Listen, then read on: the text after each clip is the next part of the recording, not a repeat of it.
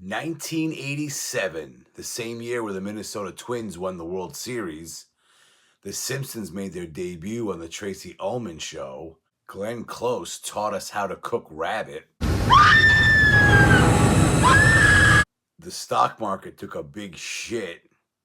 The Golden Girls were still on the air and not all dead yet. And my God, was the music great. Tonight, me and my friend Patrick create a hair metal mixtape that celebrates the best songs from 1987 right here in the Hair Band Basement.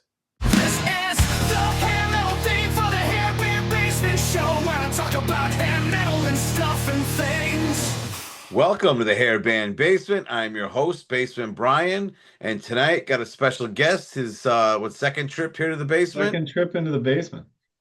I got Patrick here to put together a 1987 mixtape. So why don't you tell the good folks where they could find you at, Pat? Well, before he kicks my ass, I just want to make sure Jason Reed knows that I did not sit in his seat here in the basement because he told me stay off my seat in the basement. So that's his ass groove. Yes, I'm not sitting in his seat. I also didn't ask Brian's mom for any special food or anything like that. I'm being very kind. I will only use the bathroom once. But yeah, you can find me on X at CoolAsIce232. You can see me oftentimes a lot on Hair Metal Guru's channel, but I'm definitely making my presence known here in this basement tonight by having clearly the best mixtape for 1987. Oh, wow. It was only both of us, and I can't, I'm not going to vote for that. I think it's going to be a 50-50 vote, yeah. It depends what's on it. I mean, we don't know. We have no clue. So it might be the same exact songs for all we know. We have no clue. All right, let me go through my shit real quick. You can find me on X as Twitter at HB Basement and download the Station Head app and hear deep hair metal tracks every Friday night. All right, so let me give the premise here, because I've done a few of these already. We have 10 songs on a mixtape that represents what the year was all about in hair metal. Weird. It's a tape. Including 2 ballads, so a total of 10. And we're going through as if you pop the thing in, hit play. What's the first song that comes up on side A on your mixtape, Pat? I'm opening off the mixtape with 1987's Contagious by Y&T. That's for you, Ryan PK. That is a fucking killer song. Great groove. Awesome chorus. Y&T rarely has ever disappointed me in life. I still think their album 10 is among one of the finest in the genre. But I love Contagious. What a song. It's a great lead-off track. The video was everything fun about 1987. Do you know the video at all? Vaguely. It's like got the nerdy kid and he's going to the school dance and he's right. outside the school and there's like the Run DMC kids are playing craps outside and he's playing craps and he rolls the dice and then Dave Menachenne breaks through and does some wizard spell and gives him the perfect score and stupid. It's so stupid, but it's great. So stupidly 80s. Y&T did not make the best videos, but I mean it's fun. No. That's what 1987 was about, right? It was cocaine, Reaganomics, and fun. And fun. You're right about that. Yeah, they don't really hear that in music anymore. Yeah. That's a band that I don't know how they weren't bigger. They never had a gold record. I know, it's unbelievable. I mean, you listen to those records, listen to those songs, and it's like, how weren't these guys big? Yeah, I agree. Summertime Girls was their biggest hit, and after that, right, and that didn't even get their album gold. They had a cool robot and everything. That's right, cool robot. And what other bands? If Rocky IV had a robot and Y&T, and that was crazy successful. Please make a wish. It's creepy. That talks, that thing. That's right. This stupid robot in Rocky IV. I forgot about that fucking dumb thing. So Rocky was making money. He's buying Paulie a robot. I know. He's buying Paulie a robot. Yeah, why not? But even the Summertime Girls video was just goofy and stupid. Oh, I feel like it was recorded with the massive camcorder, Yeah, but they're at the beach and all the one that Clark gags. The one that Clark Griswold took to fucking Europe, you know? Yes, exactly. Fucking Exactly. lens cap hanging off Yeah. the end, you know? Yeah. What was the name of the movie that the wife was in? It was like Oh, the wet hot wife. yeah, the wife. Ba ba ba Oh, ba ba ba. oh God, what a great movie. Oh. All right, let me with my mixed tape, I'm starting off with I'm gonna say probably the best song off this album, and it was the lead off track on the album that it was on from Girls, Girls, Girls, Motley Crue's Wild Side. I mean, first of all, that album was co-written by Drugs, so that's why the rest of it stinks. But this album just fucking epic. I Great mean, live video too. yes, it was a great video, and like I said, the best song off this album, and I will still raise the volume on this goddamn thing. I Yeah, won't play the rest of the album, but this one I will. This one I I will. always thought Wild Side was cool. It was the last Motley Crue song to make you think they were a dangerous band. Yes, I agree with that. I totally agree with that. You know, I mean, when he says, a baby cries, a cop dies, it's like, yeah, I bet you they've probably been in those places. So, Yeah, or I always like the line "found dead with his best friend's wife." yeah. Like, yeah, and you're right. They were dangerous, and then after that, they got sober. And I'm not knocking their And then sobriety, they but wanted a time for change. yeah, it's right. Yeah, they couldn't do it without you. Right. Not which out you, which out you. Yeah. But yeah, then after that, everything just stunk. It was just I don't know what happened to that band. Well, After 94 kicked ass, but no, 94. Yeah, 94 was good. And it's then the after last great Motley Crue record. So. yeah, I get it. People saying it's not a Motley Crue record because Vince isn't on it. I kind of get Yeah. that, but yeah, I don't think if they called it something else, it would have done any better. Yeah, but Motley Crue, that Wild Side song is fantastic, and there's some hidden gems. That was a record that never caught me until I went back in the last maybe 5 or 10 years and listened to it and went, well, you know what? All in the Name of kind of kicks ass. There's some And decent yeah, songs, but and I've always, there's some other ones that I really like on that record, but it's kind of the last dangerous Motley Crue record. It's when I think of we did that episode 10 things I think about Motley Crue, and you flash up these pictures from Hit Parader or whatever, but all of those famous iconic Motley photos are pre-girls. They're all yeah, pre-girls, girls, girls. And it's yeah. because that was when they had a cool image. Everything after girls, girls, I girls was just kind of a silly looking image. I don't know. The image, the way they portrayed themselves for Theater of Pain, I thought was just goofy and dumb. Oh, well, yeah, obviously That was Gangster Motley really, Crue but yeah. I yeah. mean, but you're right because I mean, It was just either the Shout era or, you know, um, I well, even say Girls during era. Girls, Girls, Girls. Mm-hmm. Them on the motorcycles with all the leather and shit. And then, And the yeah, first was okay. Motley Crue. Yeah. Yeah, they looked like they were badasses, but then you look back and you're like, yeah, they were just high all the time. It was a Right. problem. They didn't even realize they were getting their picture taken. I don't think they did. I don't think they might be right. They thought they were going somewhere and they're, taking a ride in their motorcycles. Next thing you know, it's on the album cover. Oh, I love the story too that Mick Mars tells about at the end of Girls, Girls, Girls when he's doing the solo, the outro solo, and it's like the bear, where, Yeah. and he was actually so fucked up in the studio while he recorded, he fell off the stool. But that's the best take that they had was the one Oh my he fell off the God. stool on, and that's what's on the record. I love that. Oh, that's hilarious. The best take they have is when his stupid coked up ass falls off the stool. Yeah. Oh my God. Oh. Just Yeah. imagine trying to either like be their management or being the producer, having to deal with that shit. Oh, Yeah. I don't think Girls like I said, I like it more now than I did back when I was younger, but it's still by no means a great album. I think I'm the opposite. I think I like it less now that I'm older, Oh yeah. but I do like Theater of Pain more now that I'm older. Yeah, it's funny how they have those records, because Yeah, they yeah, certainly I don't they have some strong records that are very, very solid records. Obviously a lot of people like Too Fast for Love a lot. Everybody I seems do. to love Shout, but Hmm outside of those two, and in my opinion, 94 is a very solid record. But we'll remove it from the equation to avoid the argument about whether it's Motley Crue or not. But Yeah. outside of that, I don't think they have many strong records. I think they have records with good songs. Wow. Yeah, you might have a point there. You might have a point. That is true. Because in high school, I was a big Crew fan. Looking back, you're right. The first two albums, strong. I've kind of come around more on Theater of Pain, but after that, it's like, do I really pop I on? don't really I mean, truth be told, Brian, how often do you put Motley Crue records on? That is true. You're right And about it's that. not meant to be a shit talk of Motley Crue. It's just, Not at all. But you're right.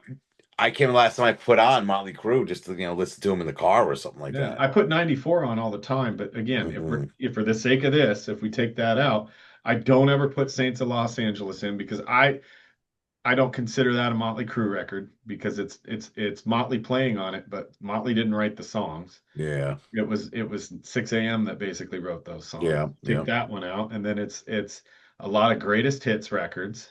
You got a live record that nobody talks about because I'm pretty sure it wasn't all that live. And then I forgot about it. Yeah. I will say that the second greatest hits record off, the one that has like the caricature of them drawn on it, had two new songs on it. Had Bitter Pill and Enslaved. Those two were the last two amazing Motley Crue songs. Those, yeah. Holy fuck, if we could get a whole record of these songs, that would be great. Well, you don't like Dogs of War? No, I love Fight for Your Right. some douchebag on X who gives me a hard time all the time when I say shit about Motley Crue is like, you cut down that song, but it's so much fun live. Well, you know where it's not fun? In the studio. Everywhere else. Yeah. Yeah. I mean, it's like, it's so bad. And there's like the breakdown in it where it's like Mick, Tom, Vince, and Nikki, what the fuck? Isn't that the one where it says, "Hey, 5, let's make some noise," or something like? Yeah. Tommy, 6, 5, let's make some noise. Fuck. Corny shit. It's so bad. Get back you on would have thought drugs. Nikki Sixx, if he had one shred of like Dignity, would have been like, you know what? Maybe this isn't a good idea. Yeah, you would think, but or like Tommy still considers himself to be like somewhat of a current musician these days. He would have been like, all right, guys, no, this isn't gonna fucking fly. Like, well, here we are. Yeah, exactly. All right, your second track on the mixtape.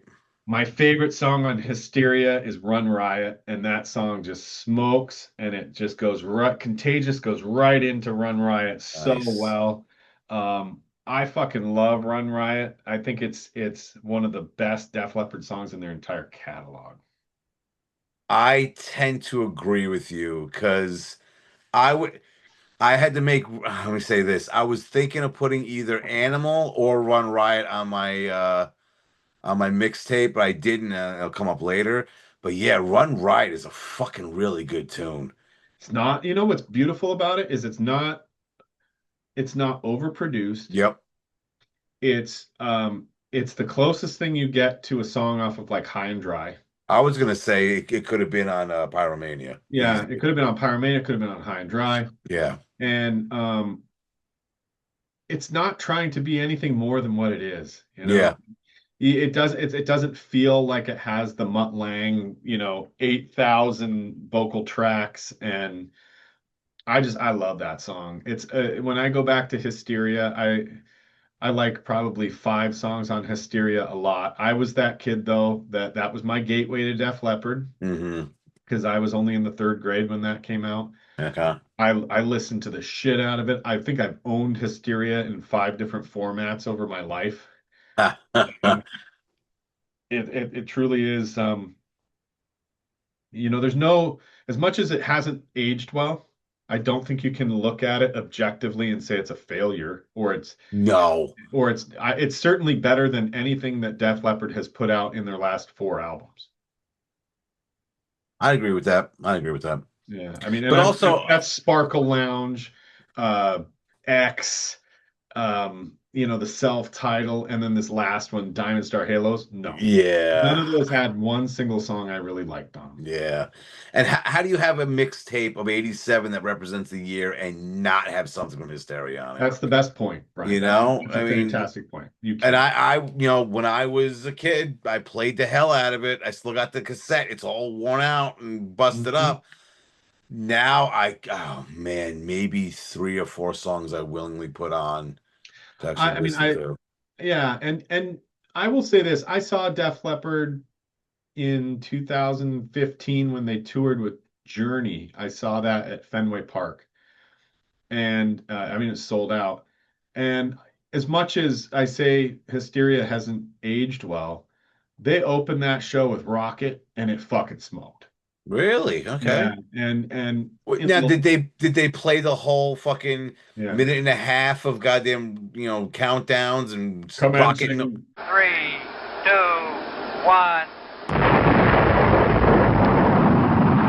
File one. That's just Yes, what they he did. does. But Oh my wow. my point is that in the live setting, I think the Hysteria songs sound good.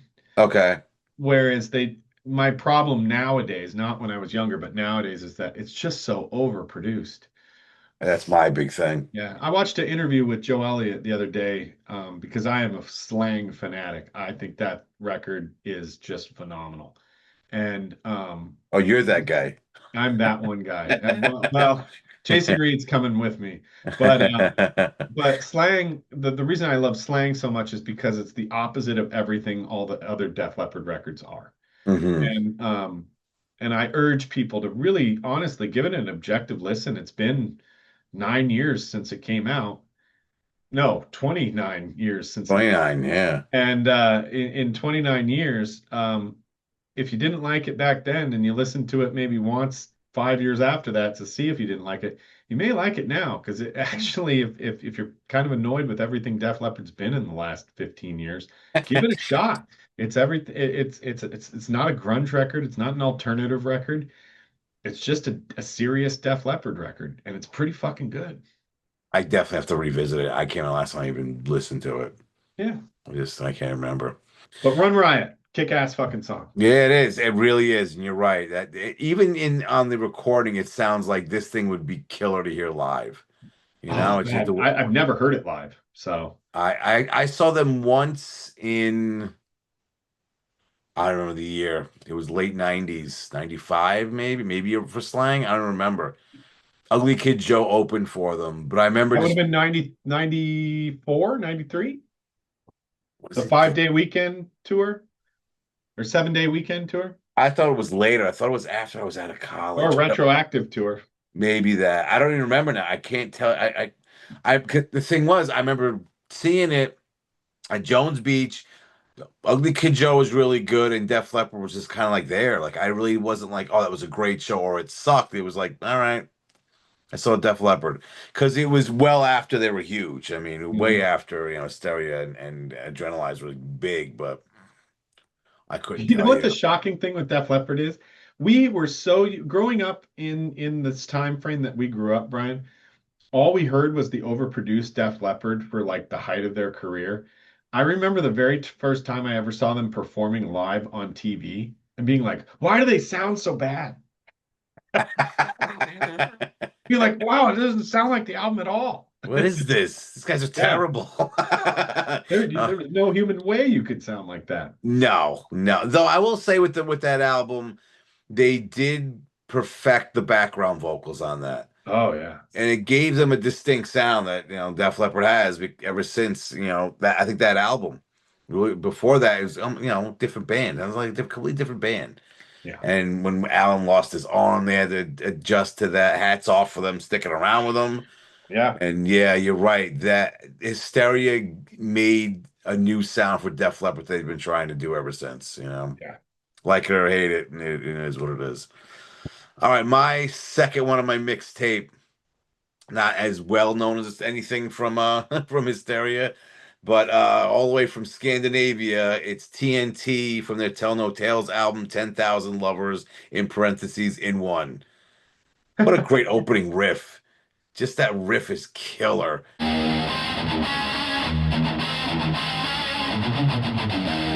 I mean, Ronnie, how do I say his name right? Ronnie Latico? Laterico or Terico? Latirico? Yeah, it's that Yeah. weird, that's Swedish, right? Yep. Underrated guitarist, just an underrated guitarist. And I think Tony Harnell is a fantastic voice. Some people don't Very like it. Yeah, some different. people don't like it. I think it's a solid voice. I remember hearing back in the day, was it like 91-ish? Oh no, maybe it was after, it was Were they between. together in 91? No, I think it might have been between Appetite for Destruct get released and the Use Your Illusion records. The story was TNT was playing at a club and Axl Rose showed up. And he was like, "I'm going to get on stage and show up this guy. I'm Axl Rose. Ego is huge. I got a better voice than everybody." And the story goes, he heard Tony Harnell sing and was like, "There's no fucking way I'm going to go up there after this guy. No I've heard that way." story that he changed his mind. Yeah. Yeah, yeah. But I mean, I got this album after I got Intuition. That was my first TNT album. That So 85? 89. That came out in Or 89. 89's Intuition? Yeah. Yeah. This is, Nights in the something. that was 84. I don't Okay, think yeah. It was 84. gonna say there's a gap, a little bit of a gap. Yeah, well, I mean the thing at the bottom will correct us that it knows it all. I can know it all. But yeah, I would get an album, and if they had a back catalog, I would get Go the backwards, earlier yeah. stuff. I remember getting this on cassette 'cause I'm an old fuck, listening to it in my dad's car on my Walkman. I'm like, holy shit. Yeah, it's one of my favorite tunes by them. Great song. I had to put them there, so why not? I, Second tune. I have a hard time with classic TNT. Okay. I- the only TNT album that I ever really was that blew my mind was Firefly, which came out in 96. Okay. And that record is like a straight ahead rock record. Mhm. It's not like trying to be super poppy or anything like that. There's a crazy good song on it called Angel's Ride, and Okay. a ballad that's really good called Trippin'. And but I did buy these classic TNT records when I was in college. Well, that's a lie. I downloaded. I was the one fucking up the bandwidth in the dorm. Yeah, I think the statute of limitations over with that. Yeah, I think I'm safe now. Yeah, the But Swedish police are gonna knock on your door asking for exactly, money. the fucking Interpol or whatever. Yeah. Whatever they have. But my only problem with them is they were very I kind of felt like they were cinematic and very focused on like having these crazy vocals. And Mhm. I do like Tony Harnell's voice a lot. And I've noticed that now when he sings the classic songs live, he gets rid of kind of the things I didn't like about them. So that's work. But there's no doubt to me that Ronnie Latecro is just like one of the great guitar players. Yeah, so underrated. Fucking smoking guitar player. And Yeah. I even like the TNT stuff that they did with the guy from Shy England. Oh, I forgot about that. Yeah. They replaced Harnell didn't want to come back at one point, and they got the Tony something, I think, or not Tony. I can't remember the guy's name, but he was actually a really good singer too, and it sounded great. So Mhm. I have an appreciation for them. They certainly have a talent level. They were successful. I have nothing but respect for them. It just never really did anything for me. All right. Next episode of these bands are meh. They're up there with AC/DC and Aerosmith and fucking And Black don't forget Sabbath. Black Sabbath. Yeah, yeah. Oh, Animal, what are you And doing? Kiss. Yeah. Kiss and Kiss. Should have seen All right, the direct X messages I was getting. Yeah. Yeah, people were kind of livid about that stuff. I got a lot of shit for Wasp, Oh, yeah. especially. Everyone's like, "No, what is wrong with you?" I'm like, "Dude, it's a matter of taste. Calm the fuck down." Wow. All right. What are you, Blackie Lawless's cousin? Right, exactly. I'm God. Jeff Lawless. Yeah. Bill Lawless. I know. All right, your third track on side A. 1987, Christmas of 1987 was like the ultimate music year for the first time I ever got real like quantity of tapes for Christmas. And I got the cassette tape that this song is on. And to this day, I still listen to, not the cassette tape, but I listen to the album regularly because I love it.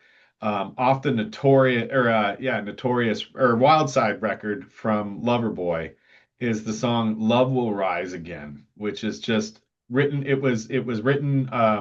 Some of the songs on that Loverboy record, this was like their attempt to go hair metal Uh-huh. and stay current. And they had their first single was called Notorious, and it had a pretty successful video on Dial MTV. But that song was written by John Bon Jovi and Richie Sambora. Okay, yeah. And this was the second single, was Love Will Rise Again. Fucking killer song with a killer guitar riff. It's total hair metal, and it just didn't work for them. And it's kind of surprising to me that a band like Loverboy transitioning into hair metal, I would have thought it would have worked. I always looked at it like you had those older bands trying to do the hair metal thing, and even as a kid, I was like, "You're an old band. What are you doing? It's not, Right. it's not like you're not cool like the hip youngsters are doing this shit." Yeah. Looking back, you could sit there and say, "Yeah, why didn't this work?" But as 15, 16-year-old me, I was like, "Ugh, that's the old person band. I'm not gonna get that." Yeah, I You get that know? too, because it's like, you think of some of those bands that tried to go hair metal, and they made hair metal record and it just didn't go anywhere. And this was certainly one. This album broke up Loverboy. So, Mhm. So I and never got into Loverboy either. yeah, I thought well, it was a dumb name for a band a too. terrible name for a Yeah, terrible band. name. And short guys who can't grow their hair long. This guy, the Mike Reno, tried to grow his hair long, and in the video, he just looks like he was one of those guys that the only way it was going to look like it was long hair was if it was wet. Yeah, oh So God. it's like, And when it's too wet, you see the bald spots. Like he looks like the oh guy yeah, that drank from the wrong grail.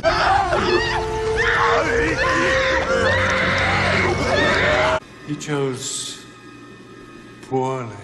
Indiana Jones is all over the place. it's so true. But check it out. It's a great song. Love Will Rise Again. It's such a cool song. I wouldn't be surprised. 'Cause I wouldn't be surprised where when I did the first mixtape with Guru, it was just hair metal in general, and I said how it's like those old school compilation CDs you used to get, and it would always I have one sitting there somewhere, and it's like it would have like like a Mr. Big, Danger Danger, maybe a Crew song, someone more popular. And then you always throw in like a Loverboy or Zebra always ended up on those fucking things all the time. And it was like they're Yeah. not really hair metal, but they get kind of thrown on there. Maybe some Or kind of it'd be like Quiet Riot with it would be like Come On Feel the Noise, Doctor Feel Good, Total Eclipse of the Heart. yeah, it was always something You're like, weird. what is that doing here? Yeah, exactly. And it might have been some kind of contractual thing or something. Oh, Or exactly. the fuck Yeah. knows. But But all yeah, right, that's my jam. all right, cool. All right, my third one. Some people say these guys helped start sleaze metal. I don't know. But off their debut album, Faster Pussycat's Bathroom Wall, one of the singles. Oh, I love it. Oh, okay. Look at your face. Perfect pick. I Perfect mean, pick. this album kicks ass. I love their first three albums are fucking solid, even though I think on the third one they kind of went away from the sleaziness That's my and tried. favorite record of I'm theirs. not saying it's bad. I'm not saying it's Yeah. bad, but it's not. I mean, Whipped isn't as sleazy as their first two albums. No, not at Not all. even close. Not even close. And even on that album, the sleazier quote unquote sounding songs I like more than the other ones. Yeah. I still think it's a good album. But yeah, this one, this whole album is just raw and like I said, sleaziness all over the place. And yeah, this is a catchy fucking tune. And if you want something that's going to capture 1987, the whole concept of getting a girl's number off a bathroom wall is going to do it, you know? Oh yeah. Oh yeah. That's a perfect record in my book. There's not a bad song on it. I I agree. just did an episode with hanging with drummer Boy Jones, Chris, in his basement or in his garage. We call it hanging in the garage with Jones. Mhm. And we talked about Faster Pussycat. And we talked about the fact that, in my opinion, and also in his, I actually like the first Faster Pussycat record better than I like Appetite for Destruction. And Ooh. the reason is because I don't get me wrong, I'm not knocking Appetite. It's a fantastic record. There's only one song on that record I don't like. And but my point is Appetite had its moments where it needed to be serious, it felt like. Mhm. Whereas in my book, what I'm more happy with is the grit and the sleaze, and that was what you got the whole way through the first Faster Pussycat record. I Nothing could see that. sleaze. I could see that. I didn't need a message in 1987. I needed grit and sleaze and fun. That's what I got. Okay. All right. And God damn it, if I'm not right, that Faster Pussycat has had more consistency in the music they've put out than GNR ever did. So I agree with that. I totally agree with that. Because I'm after Appetite for Destruction, I was all over the place. All over the place with GNR. I do You like know? Chinese Democracy though. Ugh. I do love that record. Yeah, I have to agree. The CD is great for a coaster to put your drink on. I totally agree with that. You never get a stain on your table. Exactly. There you go. Thanks, Axel. Thanks for taking forever to get that out to us, Axel. Made it worth it. All right, my fucking shit's moving here. All right, mine. I know it's your fourth one. A band that never gets talked about enough in my book, from the Hall of the Mountain King record, Savatage's "Strange Wings" is a fucking Nice. killer song with a. I mean, that record is a lot of times I think Savatage gets this stigma of being like an operatic band, and yes, they have their operatic moments, Mhm. but the Hall of the Mountain King record is just a straight rock record in my book. Yeah. It's not a metal record. It's not anything. It's just a straight rock record. And this song, Strange Wings, it has an amazing guitar riff, cool chorus, guest vocals from Ray Gillen on it. He does background vocals in it. Fucking killer song. It's just Yeah. great, great song. And that record is fantastic. Yeah, I had the title track on my honorables. Oh, did you? Just Yeah. and that killed me to cut it. You know, just making room for this shit. You gotta be like, oh fuck. Can It's we also have got it the two corniest fucking video. I know. You said with that little gnome running around. Fucking shit. Again, So stupid. But it's 87. They went over the top with the corniness, you know? And it's like it almost seemed like sometimes they didn't have the budget to make the corniness work, so it made it look worse. You're just like, oh yeah, what the it's just fuck is even this? worse. No, my God, that's a good pick. That's a really good band too. Oh, I love Savatage. I love Aren't they both. supposedly working on like a new album for like the last 3 years or They something are, crazy? and John can't sing on it. John, for a lot of people don't know, he had a really bad car accident. Mhm. When he was high on cocaine, he relapsed and got in a terrible accident. And when he was in the hospital, found out that he had MS. And now Mhm. the MS has like made it to where he can't walk. He's in a wheelchair. Oh And shit. but he can still compose music. So he has written the final, as he said, the final Savatage record. I love the records that he was on. The song "Believe" is one of the greatest songs of the genre. That is a good I one. mean, such a badass. But then the guy who took over for him is just as phenomenal, Zach Yeah. Stevens. Mhm. That is a crazy good singer. So Edge of Thorns is a masterpiece. So Oh, it's a great one. I always like Gutter Ballet too. oh yeah, That song itself is just I always like the line "Kill the unicorn just to have just to its have its horn. own. Soon Yeah. it's just a fantasy." It's like, oh fuck, damn, it's great. Oh, Yeah, good pick. That's a really good goddamn pick. cool, man. What do you got? All right, my fourth one is the first ballad off my on my mixtape, and it is from Hysteria. We had to have it somewhere. No, it's not Love Bites. That song eats ass.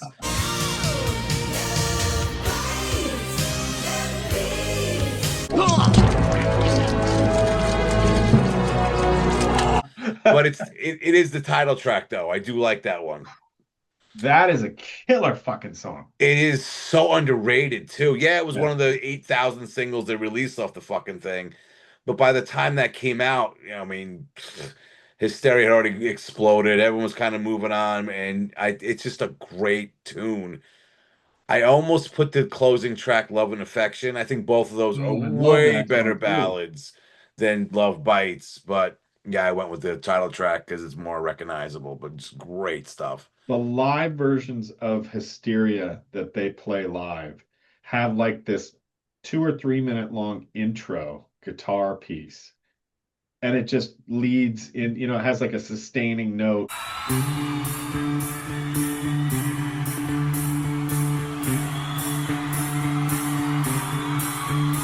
Let's go while we're young.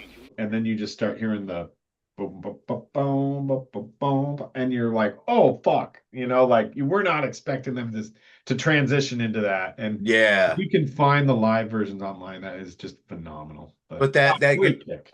That guitar riff, that din, din, din, din, it seems like you have the top down in your convertible is driving sunny days, has that feeling to it.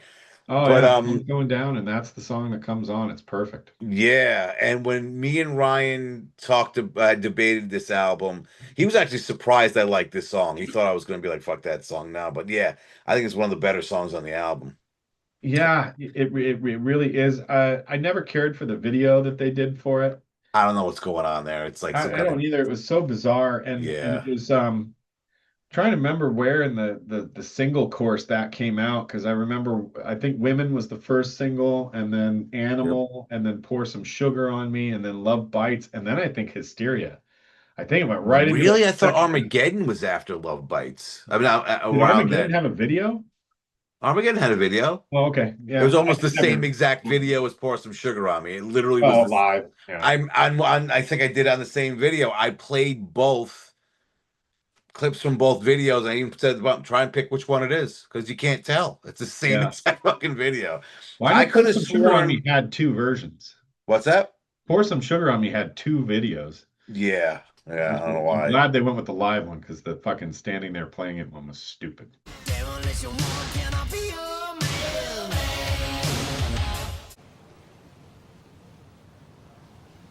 Right. Yeah, it's dumb. It's totally dumb. And I thought Hysteria was the last single. Maybe it was. I mean, I was in third grade, so I'm Yeah, okay, all right, third but yeah, grade but memory there. But I just remember by the time it came out, it was just like you see it on MTV, and you're like, oh, that people still talking about this because it was a year or two after the thing was. I wouldn't say faded out because it was a massive album, but oh yeah, it was there. They have like 7, 8 singles off that I thing. think everything except for Excitable and Love and Affection was ever released. Really, because I I'm thought talking B-sides. okay, because yeah, as videos, I know they released the whole first side of that goddamn album Yes. and Hysteria, the title track. Other than that, the rest were just kind of like maybe that's why Run Riot is so goddamn good because you weren't Because it wasn't overplayed. Yeah, yeah. But yep, that's my first ballad. Right on. All right, your fifth. Closing out side B, or side A, sorry. Side A is closing out with my first ballad, which is Great White's Save All Your Love. Oh, okay, nice. Jack Russell is well, that's not true. I've heard two people sing that song perfectly in my life, and they both sang it in their own way perfectly, and that's Jack Russell. You can't beat the original, and Janie Lane. And Janie Lane sang that song so beautifully as well. Where do you sing that at? He sang for Great White. Oh, that's right. Oh my God, that's right. Yeah. Holy And shit. if you can find the versions of him singing it, it's fucking mind blowing. Sing all your love, sing your love for me. Really? But I mean, that's not to take anything away from Jack, because Jack was the man. And Yeah.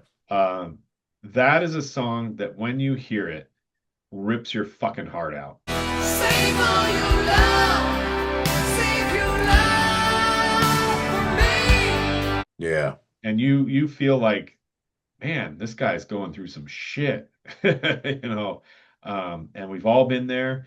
And that is the perfect ballad on that record. I'm not a huge Great White fan. I know we talked on the episode about meh bands that Great White kind of fits in there. But that song to me steals that whole Once Bitten record. I think it's the best song on that record. All right. Yeah, I was gonna have something off of that in my honorables, and then I forgot about it, and then put it. I went back to it. I go. I did. Now you said that. Yeah, it's a great song. I forgot to put something on my honorables, but yeah, I'm with you. I really didn't get too deep into Great White. Yeah, that was my number one band I didn't get into, and I don't know why. I can't really explain it. When I jumped off the ledge and into, oh my God, I have to own everything hair metal, in like 1992. I started buying great anything that had Great White's name on it, thinking, oh, there's got to be some amazing shit on this record. There's going to be some on this, and that is a band that I really struggled to find songs I liked because they went either if you weren't buying a metal version of them, you were buying a super bluesed out version of them, and then Yeah. there was like one record that was all rock, and that was, Yeah. so it was kind of hard to find that. But man, I'll never forget the very first time I heard Save All Your Love. I just had like that record scratch moment where I went, holy fuck. Yeah. Yeah, that's a good one. And to And they this are day, when it comes on any radio station or whatnot, and I hear it, it's like that's an immediate turn it fucking up, and everybody in the car better shut up. shut the hell up. I'm driving this fucker into a tree. Save all your love, save your love for me. Shut your mouth. Let me enjoy my song. Yeah, that's a good pick. That's a good ballad right there. All right, closing out my side A. I had this on my mixtape for hair metal in general. It's the song that got me into the band. Probably one of the it's a few epic songs on this one, but this one, oh man, is fucking epic. Still the Night by Whitesnake from their self-titled album. Fucking unbelievable song. That's all I gotta say. Yeah, yeah. And it's like, yeah, Here I Go Again was probably was the biggest song, and that probably would have No, this was fucking Sykes at peak Sykesness. Just Oh, and fucking Coverdale, fucking even nailed Coverdale. You're right. You're right. Him belting out the goddamn high notes on this one.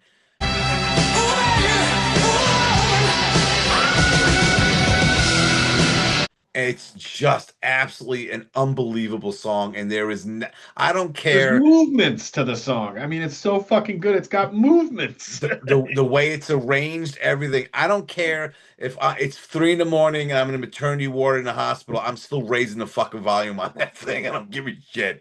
It's so goddamn epic and so good.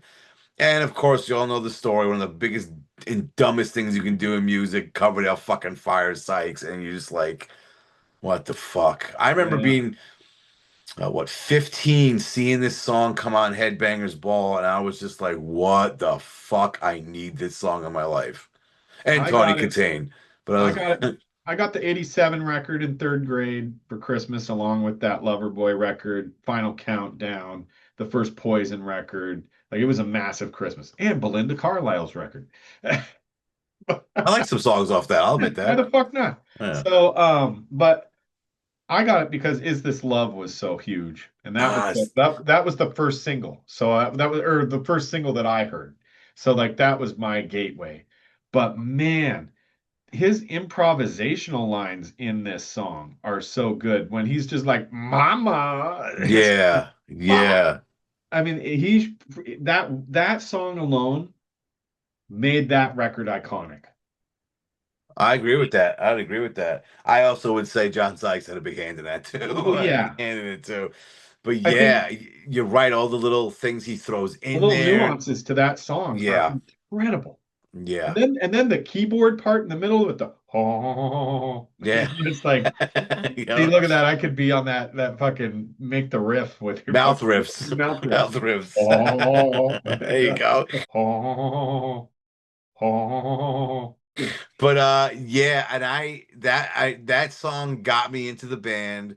I got the cassette. I'm an old fuck. And Is This Love, I think, is my least favorite song off that album.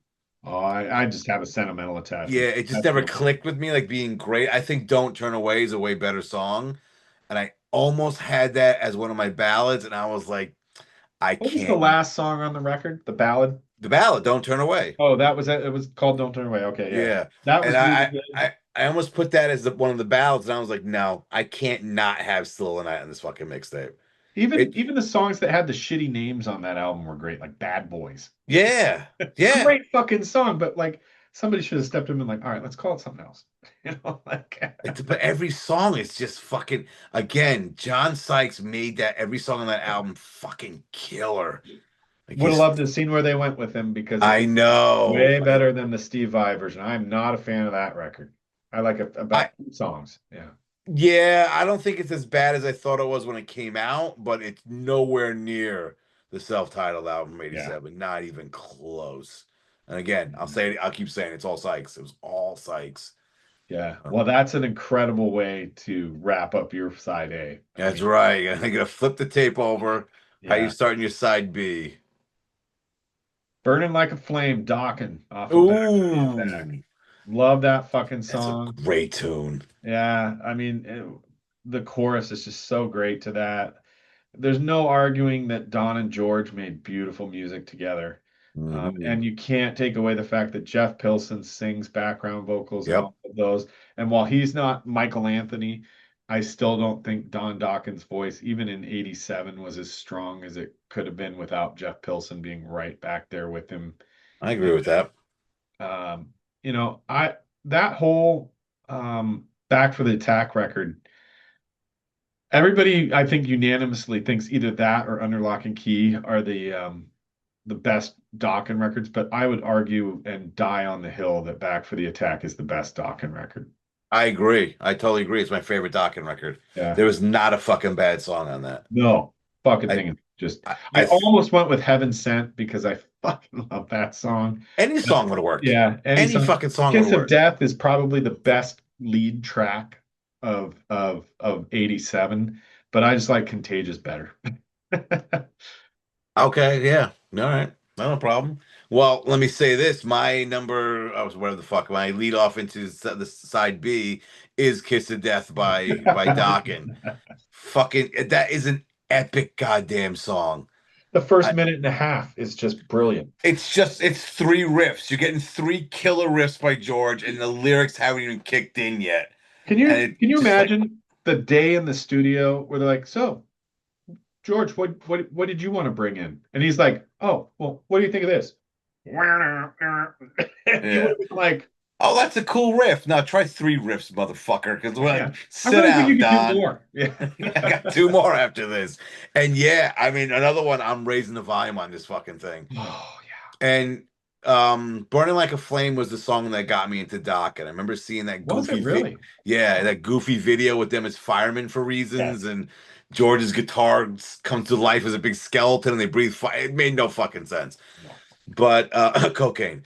But I got that. So got it on cassette because I'm an old fuck. And you pop that thing in and Kiss of Death punches you in the face. And I remember just being blown away by it, going, holy shit.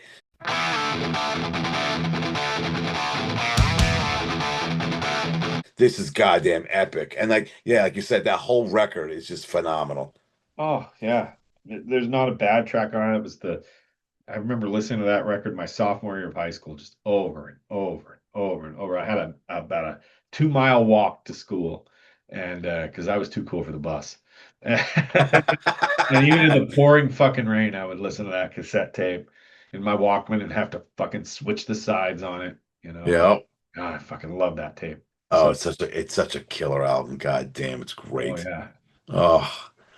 All right. What's your next song on side B? One of my favorite Motley Crue songs of all time. People on X go, climb a tree because they always say, "Oh, you don't like fucking Motley Crue at all." Fuck you. I love You're All I Need. I always thought that Really? song ass. Find me a song that sounds like it because nobody wrote lyrics like that to a ballad ever. I never could get into that song. Yeah.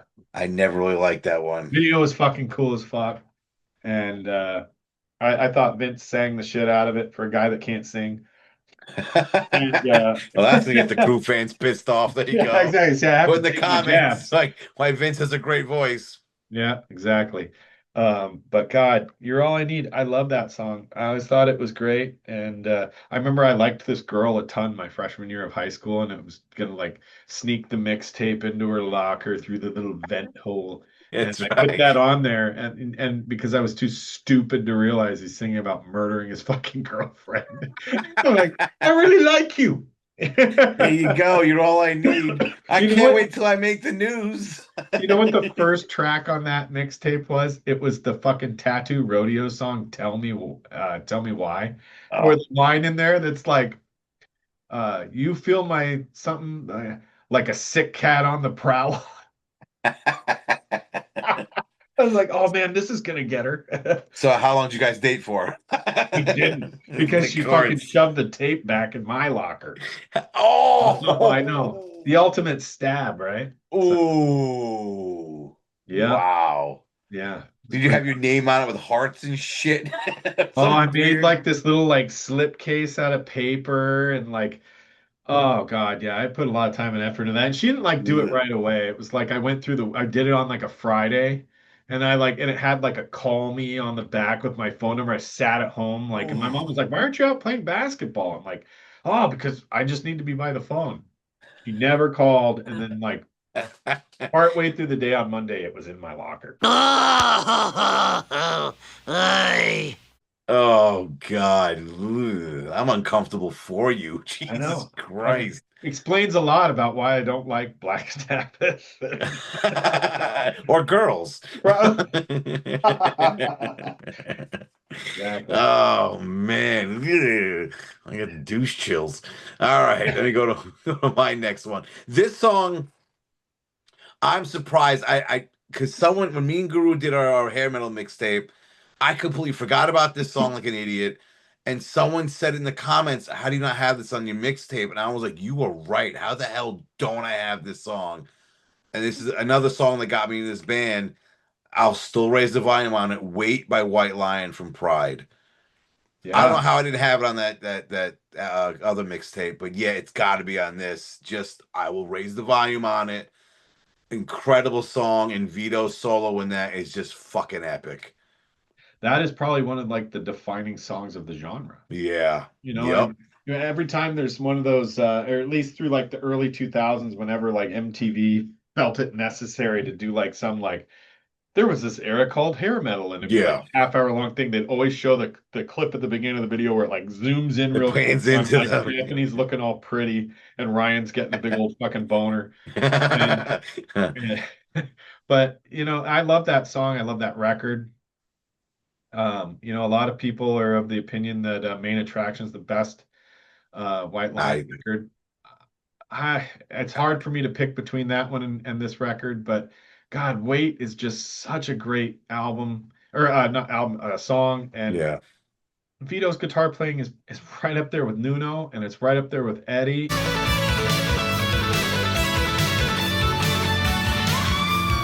God, I phenomenal pick. I think this album is his best playing. Oh, I don't discount that. Yeah, I remember seeing that video on MTV because the thing was this album came out and did nothing for almost a year. Yeah, it took forever for it to take off. Yeah, and Lomenzo actually was auditioning for another band, and they have the audition. He's in a car with one of the band members. The guy's like, "Hey, you're in if you want to, be." And as they're having this conversation, Wait comes on the radio. Yeah. And the guy just looked at him and went, "You're not leaving White Lion, are you?" He's like, "No, no, I know Nope, this is not going now. somewhere Yeah. now. Not now." But I remember seeing this on MTV going, "I got to get this song." And I couldn't find this cassette anywhere. No one carried this fucking thing. Yeah. And then, of course, once that song blew up, it's everywhere and blah, blah, blah. But yeah, I remember just going to record stores. You got this by, Pride by White Lion. And they're like, "No, it's not in yet," or "We'll get copies," or, we should check, coming back next week when the shipment comes in. One of those fucking things. I Mhm. couldn't get this thing for the life of me. And then when I got it, I mean, every song for me, great. I don't like When the Children Cry, though. That's the one. And that's not, I doesn't count never for was me. a big fan of that song either. Yeah, I I never don't can get at that one. when Mike Tramp talks about like, oh well, we were singing about wars and blah blah blah. I'm like, again, in 1987, I don't think anybody was tuning in for that message as much as they heard you singing a pretty ballad, dude. And Yeah, they looked at your exactly. face if they were a chick and went, "Oh my God." Yeah. And the video was goofy. It's all black and white with Oh, he's sitting on the fat-faced fucking babies. carousel or Yeah, whatever. yeah. It was he's at a playground for reasons. It's stupid. Right. No, I never really liked that one. No. All right, your next one. What? Okay. Uh, I've got Hot Love by Twisted Sister. Oh, I Love that forgot they had that fucking album out in song. '87. I I like that know. tune. Yeah, I got Hot Love by Twisted Sister off of the Love is for Suckers record. I remember getting Love is for Suckers in the dollar bin in like 93.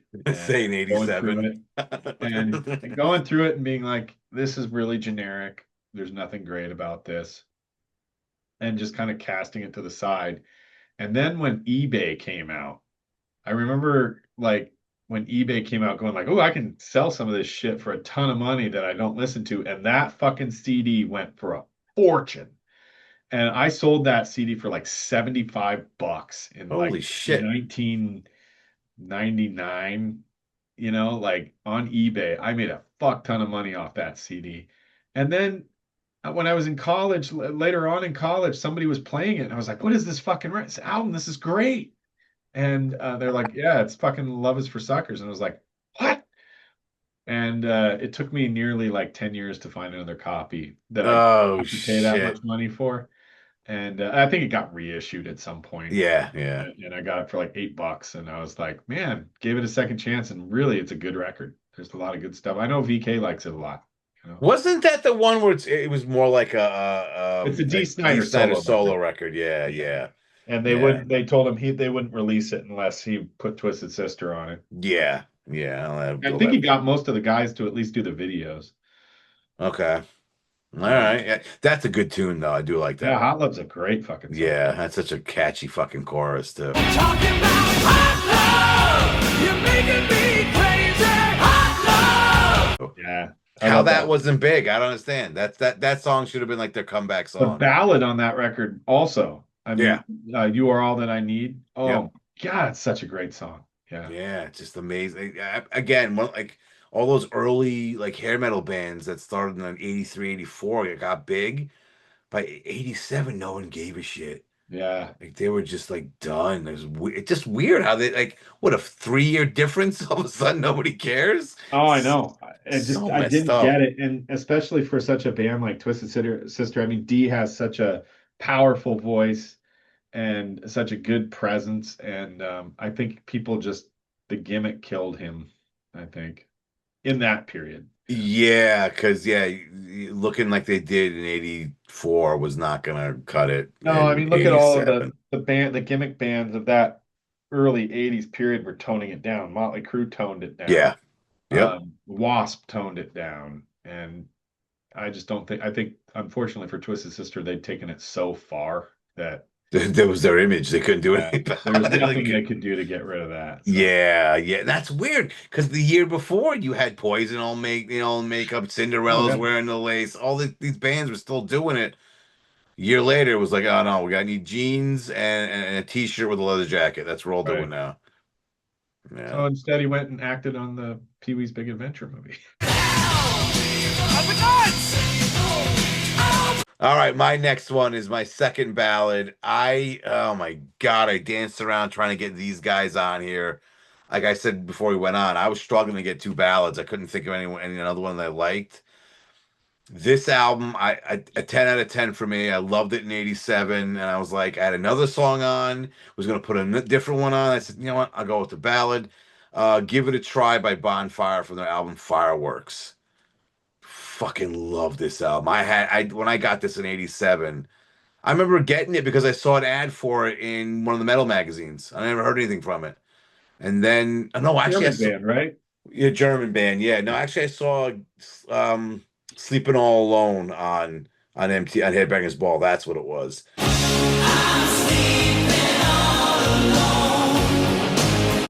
But so many good goddamn songs. Champion is great. Ready for Action. American Nights. I mean, there's so many good songs, but I need a ballad. I wanted to put this somewhere, so I put this one on there. But unfortunately, you can't really get the original version of this. No. On Apple, they got their, I don't know, updated version. I think it's a different vocalist, and it just doesn't have the same feel to it. Yeah. But yeah, this band, and especially this album should have blown up.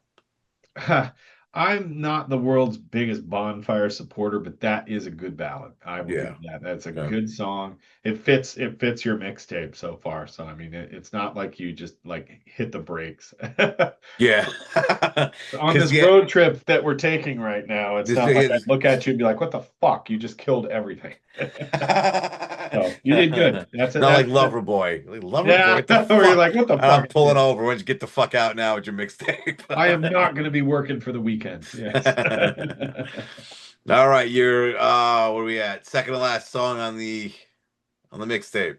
This City Has No Heart by Faster Pussycat. City Has No Heart. Nice. Great song. Love that. We talked earlier about that. Hmm. Faster Pussycat, in my book, has never done anything wrong except that stupid remix album that they did. Oh Beyond the God. Valley of the Ultra Pussy. Wasn't that Tammy Downs thing though? It was that was him just fucking around with old Faster Pussycat songs, but Yeah, I making love his industrial side shit. project, the Newly Deads. I fucking adore that project with him and Kyle Kyle. It's a Mhm. little bit on the industrial side, but if you like the Shotgun Messiah record, their Violent New Breed, you'd like the Newly Deads. So, Okay. but I love that first Faster Pussycat record. Like I said, I like it better than I like Appetite for Destruction. Hmm.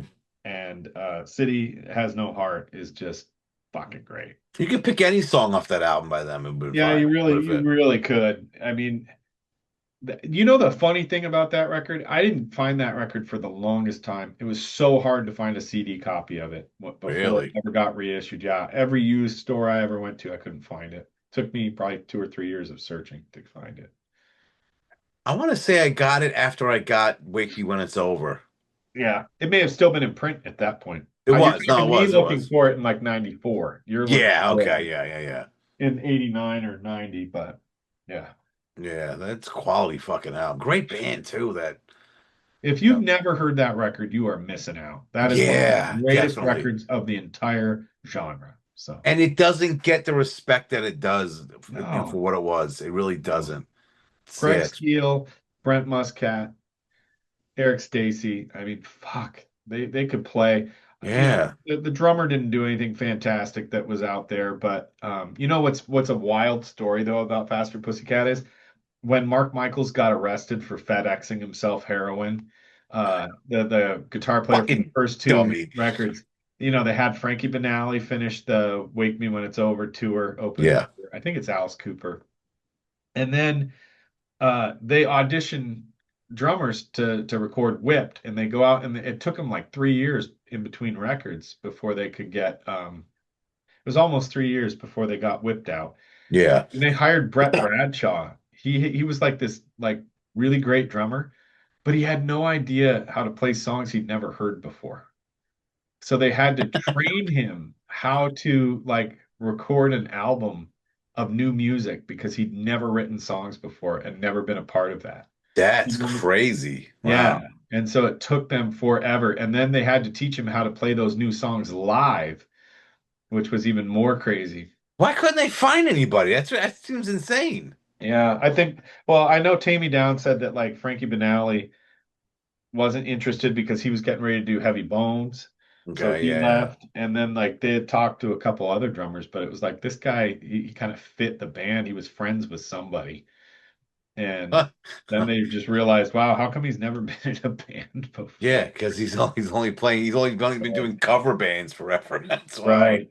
And he wound up dying a couple of years ago, that Brett Bradshaw guy. Oh shit. Ooh. That's what sucks getting old. All your metal heroes start They dropping like start dropping flies. dead. Yeah. Oh, it's terrible. I did a almost 2 years now. My station head show us a show that was just bands with members that passed away. I remember halfway through just going, this is getting depressing now because Yeah, exactly. either they died young or they died at my age where I am now, and you're just like, all right, this is getting too real. This is good. I've outlived Janie Lane. Yeah, yeah, Isn't that fucked? Yeah. yeah. So yeah, and you're just like, what the shit? Like, good God. I remember years ago, when the hell was it? 95, 96, when Jerry Garcia passed away. Yes. I swear to God, I thought he was like 68. I swear to God. And I remember looking at it, and it's like he was like 40 something, like or 50 something. He Wasn't that looked like he old? was like 80. Yeah. And I'm like, I'm older than Jerry Garcia. Like, what the shit happened to life? God damn. Oh, I know. Oh God. I don't know. But no, better be around and old than not, I guess. Exactly. All right, my next one. The ones in this area, like on my mixtape, I struggled to fit Yes. things in and switch things out, and I was like, this one again. I had something else. And I'm like, no, I have to have something from this album, and it kind of killed me to switch it, but both work. But it's the title track from Dirty Looks, "Cool from the Wire." Mm. Had to have something from it. Might as well go with one of the singles. These guys should have been bigger. I don't know how they weren't. This is such a great album. And I always like the line, love those guitar pickers, sweet to your lovely feel. Oh, sticky fingers. Hey, you turn on to a song. So great. Oh, but yeah, what an incredible album. Just so fantastic. I think the reason they didn't catch on is they were so much of an AC/DC style band that just didn't fit what the genre was.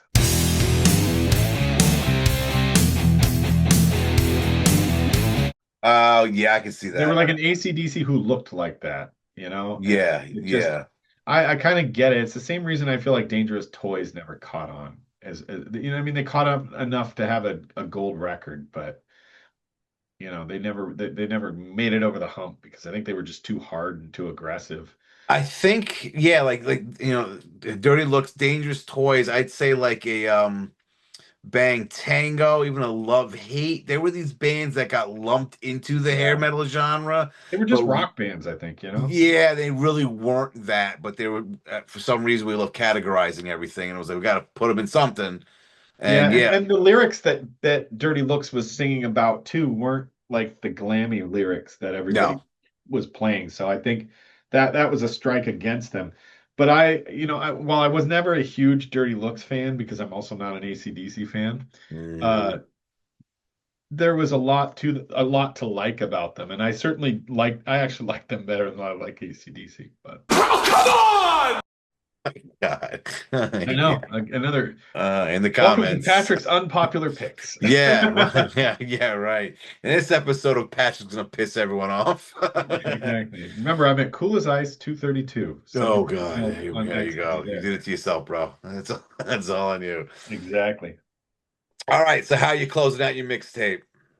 This guy gets lumped in with hair metal or hard rock of the time. And while it may not fit perfectly, I have Flesh for Fantasy by Billy Idol. Oh, okay. Great fucking songs from the Vital Idol album that had Moni Moni and Yeah, shit on it. I hated that And cover. Ugh. oh, I hated that cover too. I hated the Yeah. video where he's fucking sitting on the fucking dumpster just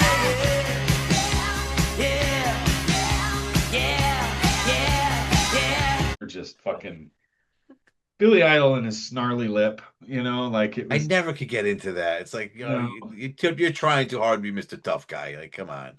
But I loved his fucking music outside of Moni No. Moni and White. I was never a White Wedding fan, but like, fuck, I loved Flesh for Fantasy. I loved Eyes Without a Face.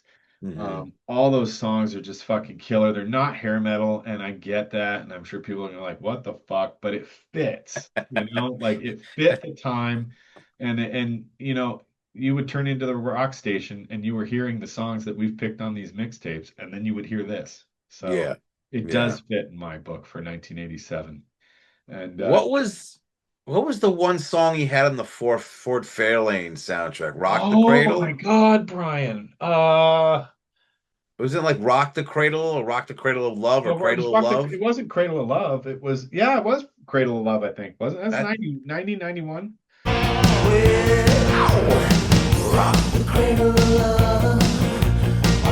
Yeah, I think it's yeah, Cradle of Love.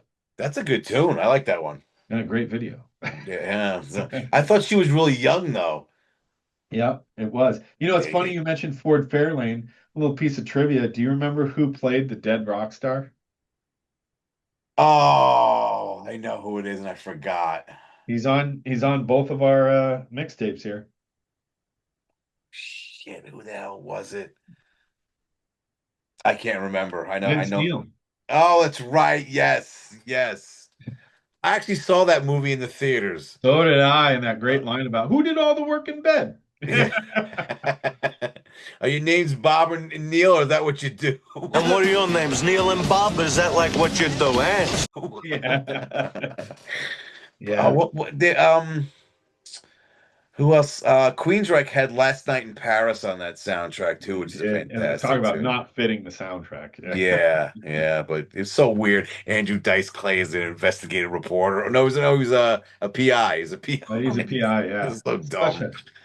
a movie that didn't age well, I'll give it that. I'm sure it Like did not. not that Yeah. long ago, somebody had uploaded like a free version of it to YouTube, and I was like, oh fuck, I haven't seen this since I saw it in the theater. Yeah. Didn't age well, but I've got something serious to discuss. Yeah, what is it? Premature ejaculation? All right, my last one. I mean, one of the biggest albums of the year, and it's probably the best closing song of the genre. Had to go with Rocket Queen by Guns N' Roses from Appetite for Destruction. First of all, how do you not have something from Appetite on your mixtape from '87? That's crazy in itself. because I knew you would. Yeah, that's the excuse. Everyone says that. No, I know it's, you it's have the it. truth. I'll be honest with you. If I had, it probably would have been what's the fucking second song on Appetite there? The turnaround bitch, I got a use for you inside. It's so easy. Yeah, I probably would have had that, but that wouldn't be a closeout song, you know? Yeah, nah. And I get that. I love that Appetite. I know I said I like the Faster Pussycat record better, but it doesn't mean I don't love Appetite. Yeah. Oh, yeah. I think if you're truly gonna do what the purpose of this was, which is introduce me to 1987 and the best songs from it, well, odds are somebody's already heard all those fucking songs. That is true. Well, you have to be in a Because you cave. turn on any classic rock station and they're playing that album throughout the day. So, But I don't think I've ever heard Rocket Queen played on the radio. oh, I have. My God, Really? put it up Really? on Interesting. on WTTZ.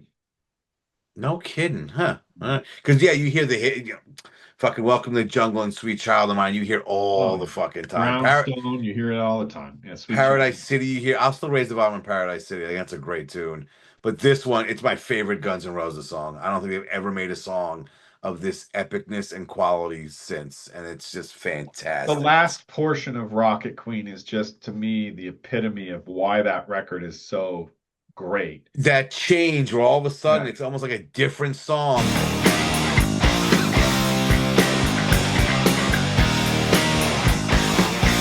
And it's one of those songs, it blows you away, it wraps up the album, and makes you want to flip the cassette over and play it again. Do it again, yeah. I got that cassette tape, I believe the summer of at the end of third grade, going into fourth grade. And I think I was just, I knew Sweet Child because it was constantly on MTV, and I knew Welcome to the Jungle. And I think even then I was still too young to appreciate that record for what it was. Mm-hmm. And it wasn't until high school and whatnot that when I really dove deep into that, I was like, wow, this record is just so good. Yeah. But as I've grown over time, it will always be the iconic record of the genre because it sold the most and it's still played the more than any other hair metal album. It will always be the most played one. But I think they did a lot to harm themselves by not releasing quality records after that. I agree with that. I totally agree with that. See, I got this when I saw Welcome to the Jungle and Headbangers Ball, like, late at night or early in the morning, however you want to look at it. Because the MTV said, we're not playing this turn. Give me a break. And that people heard that and it blew up. People calling in, play it. I remember seeing it, like, I gotta get this album. And yeah, it was something at the time different, I guess you could say. And I was like, holy shit. By the time, you move on to something else, this thing blew up like, the next year. Right. And everybody was talking about this. Everybody had it. Everyone knew all the songs. The videos were everywhere. They were constantly in the news. And I think part of the issue is, how do you follow up that? One of the greatest, if not the greatest, biggest selling debut ever. I mean, going through it at the time, they were everywhere. It was no way you're going to repeat that. That's a career-defining album, and you're not going to do it again. And you're right. You figure a band like the Rolling Stones didn't have an Appetite for Destruction, Yeah. and Led Zeppelin didn't have an appetite for destruction. They had a catalog that sells hundreds of millions. Exactly. That's the But they difference. didn't have the definitive album that sparked a not well, I don't think Appetite for Destruction sparked a movement. It just was the definitive album of the genre. And like I still love it. I still listen to it. It's just I've heard it so fucking much. That is true. And Yeah. I couldn't tell you the last time I put Use Your Illusion 1 or 2 on. I know those records inside out because I tried so many times. Mhm. My controversial stance, I said it earlier, is I love Chinese Democracy. Oh, man. Oh, God. Oh, man. But I love Chinese Democracy because there are songs on that record that if you go back and you try them again, a song like IRS could have been on Appetite. Are you out of your goddamn mind? A song like Catcher in the Rye could have been, or Catcher in the Rye or The Blues. Those both could have been great songs on the Use Your Illusion records. What? But I think that unfortunately for Chinese Democracy, nobody fucking gave a shit anymore because they were tired of waiting. But I also think part of it was the hype leading up to it, the Yeah. long wait, and then the end product wasn't gonna match that hype. There was never regardless going to of be a what it is. payoff Yeah. for anybody. No, and I don't think it even came close to any of the hype. It's like, No, and I get it, and I understand why people don't go back and even try now is because it's too late. It's just Yeah. too late to go back for something like that. And it's kind of refreshing hearing somebody like Mariah talk about it. She likes that record. Yeah. So it's And Trevor. yeah, I was ready for it when it came out, and I while I was tired of waiting, I also had such intrigue in it, and I liked the musicians that were playing on it. I liked all of their individual things. I loved Robin Fink and Nine Inch Nails. I loved, Bumblefoot. I loved, Buckethead. Buckethead's got some beautiful. Yeah. The guy is a crazy guitar player. Yeah, he But is. people more instead went, "Oh, look at this guy wears a bucket on his head, and he's trying to be Slash." No, I don't think he is, but you're already out, so you're not going to care, Yeah. So, but man, you made a great mixtape. So did you. That was a really, really great mixtape. And I'm curious, out of your mixtape, what would you say is your favorite song on that mixtape? Oh shit. Ooh, let me go scroll through this again. It might be a tie. Oh shit, a three-way. No, goddamn. Now it's a 10-way tie. No, I don't say that, but my top, like, Still the Night is fucking epic. Like, I'm just going by songs I will put on, raise the volume, and play Yeah, again. I think Still the Night is the best song on your mixtape. I think that might be, but Kiss of Death, Wait, and Rocket Queen are practically right there. Yeah. Still the Night, just because to me, there's no song in the genre that sounds like that.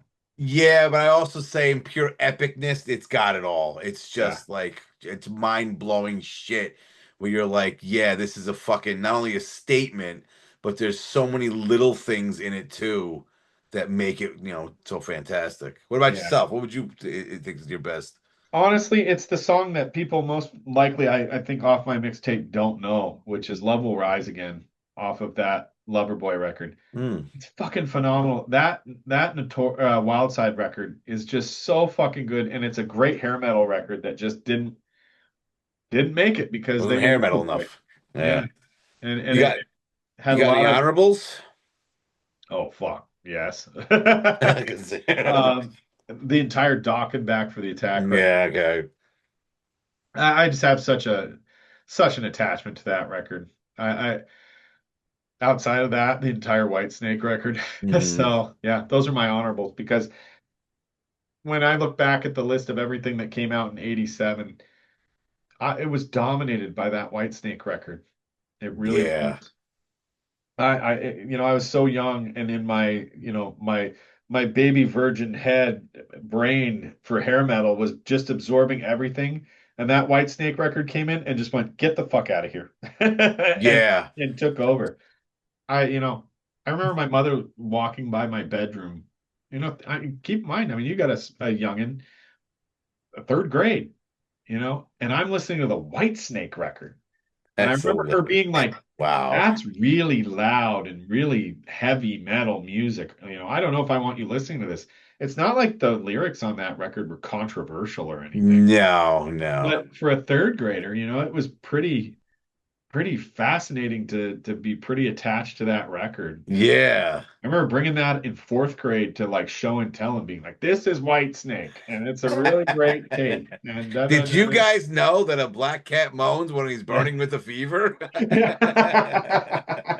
It's so true. And I remember That's being like bringing like a little cassette deck and being like, like the little top loader one, and being Mhm. like putting the tape in, and my teacher being like, "Oh no, no, no, no, we're not going to play it." And I was like, "Oh, okay." It's the same thing with when I got Look What the Cat Dragged In, and my mom took it away because she heard him say, "If I can't have her, I'll take her and make her."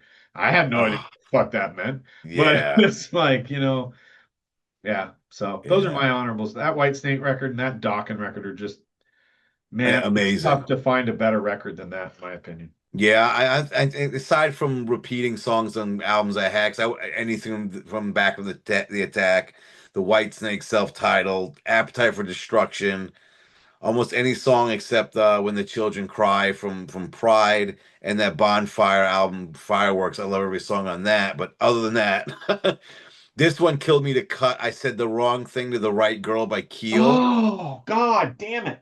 That's a great fucking song. That killed me. Chad loves that song off of Rock Resurgence. He fucking loves that song. It's a great tune. How that thing wasn't a single and blew up is beyond me.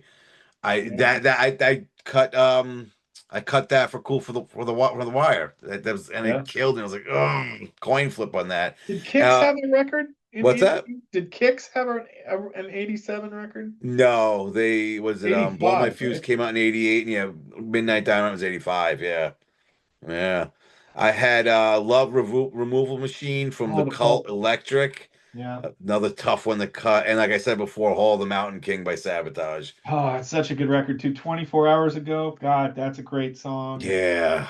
I mean, Yeah. Hall of Mountain King and Prelude to Madness are great fucking. Oh man, I could sit here all night and talk about how much I love Savatage. And that's the thing. This year for me, I think this was the first year I really was like, I'm buying music on my own. This is where I'm really. I mean, I had some stuff from '86. Yeah, that kind of started it. But What grade were you in for I 87? was in. Let me think here. Ninth and 10th. So it was both the end of ninth, beginning of 10th. Yeah. So it was like, yeah, I'm starting to get into this more than I did, in middle school. And this fucking year has had so many epic songs and epic albums and just blew up like holy shit. And it kind of started the trip down to the basement, basically. Right. 40 something years later, I'm in a basement talking about this shit. Yeah. But yeah, so yeah. Cool. Great time. I thank you for having me on for this because this was such a trip back in time for me and so much fun. So yeah, no problem. I gotta say this. I mean, I haven't done a video myself in a while, but yeah, the guests I have, including you and everyone else, I'm not gonna name everyone because I'll forget someone, but everyone just really makes these fucking videos. It's not me and my goofy pictures. Yeah, I'm doing all that shit, but yeah, having you guys on, I really appreciate it because you guys bring a lot to the fucking table. you're doing something that nobody else is doing with your videos, and I think that's why you're seeing the level of success you're having, man. Cool, I guess. Like now it's time for me to take fucking stupid, goofy pictures of David Coverdale yelling at John Sykes again. All right, why don't you tell the good folks where they can find you at? Find me on X at Cool as Ice Cool as Ice 232, and you can see me most all the time on Hair Metal Guru's channel. And I'm hoping to spend more time in this basement because, man, once you come to the basement, you don't ever want to leave. Yeah, that's right. Yeah, until my mom kicks you out. It's a school night. Get out. Tell your friends to leave. Tell your loser friends to leave. Dad's got work in the morning. I feel like I'm gonna like have you be like, hey man, to ask your mom upstairs, when are you having stovetop? We'll go back and forth, and Brian will come over to my house for stovetop at 7. Right. Come over at 9. So there you go. I'm gonna go through my shit real quick. Find me on X at HB Basement. Always talking music there. And download the Station Head app and listen to deep tracks every Friday night on the Hairband Basement Radio Show. Let me go through my YouTube shit too. the drill. Like, share, subscribe, ring the bell or go to hell. If you got any other songs that you think should be on our mixtape, or you got your own mixtape, put it down in the comments. Who had the better mixtape? Who had the better mixtape? That was me. But you say that too. But until the next time, keep your hair high and your metal horns even higher. Take care. They needed money to get high, they would do those rock against drug commercials. You see what I'm saying, Theo? That's what I'm saying. What am I saying?